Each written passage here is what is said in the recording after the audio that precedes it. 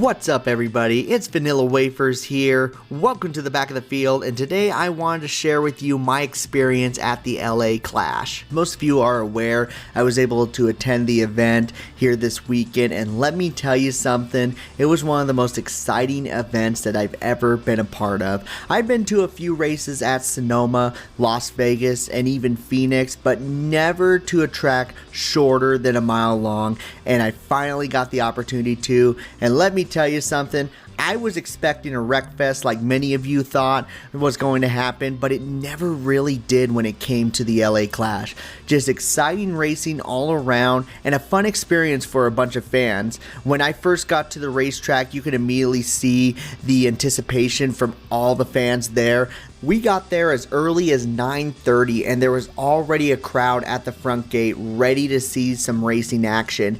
And fans did not have to wait until noon before they saw any type of action at the racetrack. They could hang out at the vendors that NASCAR supplied over by the entrance of the LA Memorial Coliseum. You could go buy your favorite team's shirt. You could also take photos with a few cars, including Lightning McQueen himself, and even got to do a few Q&As with some of the drivers in NASCAR, including Haley Deegan, one of the most talked about Truck Series drivers in today's NASCAR. I also got an opportunity to meet a few of you fans there at the racetrack, and let me tell you, that was absolutely awesome. I appreciate you guys watching all my videos and being able to say hi to me at the racetrack. It was very cool to meet some of you there, and I hope to see you all again very soon at the next track I attend. More than likely it will be Sonoma, but let's focus on the racing itself. A lot of people, including myself, thought it would only be a single file racetrack where no one would be able to make a pass unless you wreck somebody. And early in the heat races and the last chance qualifier, it showed everybody that you could at some points even run 3 wide around the racetrack. Granted, the person on the outside was going to get passed by a whole bunch of cars, but still, it showed that it just wasn't a one-lane track, that drivers could actually go to multiple lanes to try to create a pass or get out of the way if someone faster behind them was trying to get by.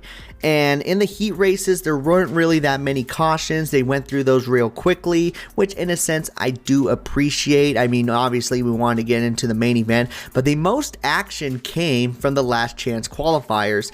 And my goodness, the bumping and banging was absolutely crazy from beginning to end on the second qualifier race. These cars have shown that they can take a lot of damage before it starts to affect the way the car drives. I saw cars bumping and banging into the wall, and then they would drive right past me, and it didn't look like they had any type of significant damage. Only just a little bit of paint scrape. That was about it.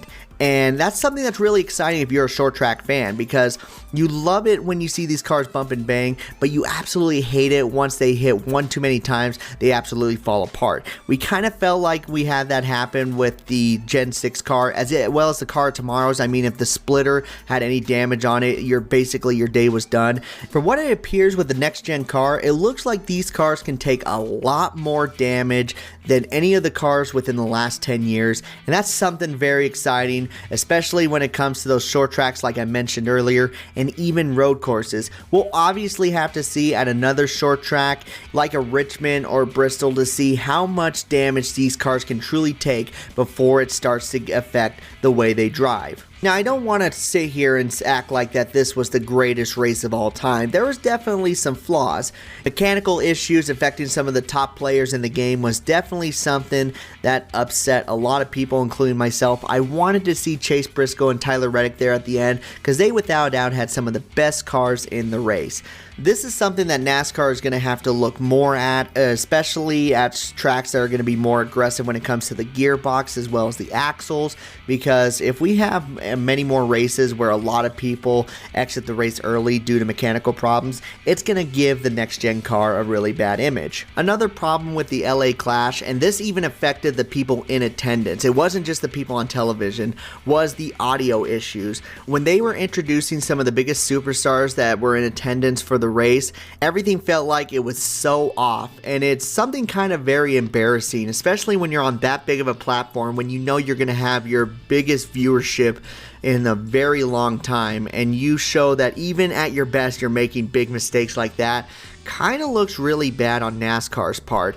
And even the times when they didn't have it on television, including the times when they had some announcers going around the racetrack talking to fans, the volume would kick on and off multiple times. Definitely something they got to work on if they're going to be coming back to the LA Clash next year. Now, as far as fan interaction goes throughout the entire race, the LA Clash did better than any other racetrack that I've ever been to. Sonoma, I would usually argue that's the best track to go to if you want to meet your favorite driver or get more of an inside look on the back end of what goes on before a race begins, especially in the garage area and pit road.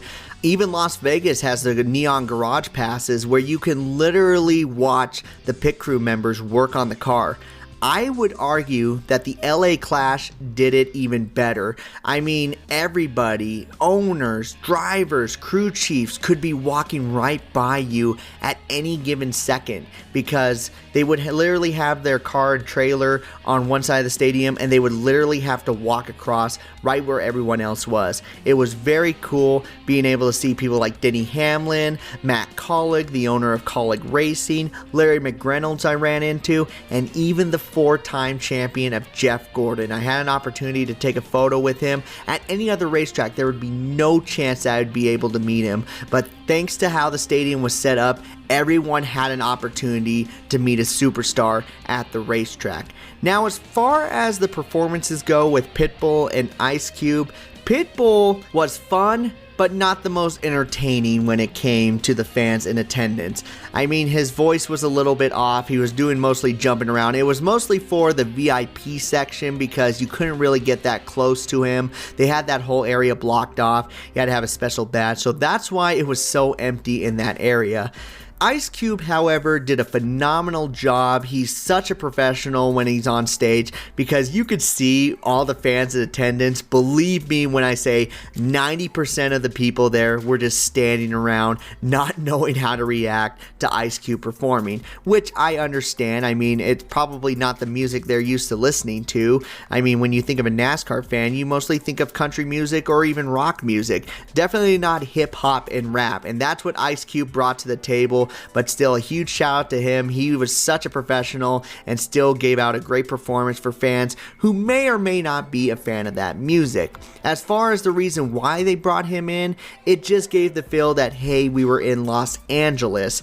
NASCAR did a great job for the fans on television to kind of give them an idea on what it was like to be in Los Angeles, and the fans in attendance definitely got the feel as well. So overall, I rate this experience as 2 thumbs up. If you get an opportunity to go to the LA Clash next year, if they do come back, which I'm almost certain they're going to, try to find a way to attend that event. It is without a doubt one of the most engaging events. It was fun to watch the racing. Yes, it might have looked slow on TV, but believe me when I said those guys were going fast around that little quarter-mile racetrack. And your opportunity to meet a superstar or celebrity is at an all-time high when you're at this facility. So make sure to add the LA Clash to your schedule here in the next couple years. I just want to share that with you guys because the experience was so much fun, and I do appreciate the people I got to meet down there. And hopefully when I go to my next race, which will more than likely be at Infineon, I get to see you all there as well. Until then, guys, you all take care.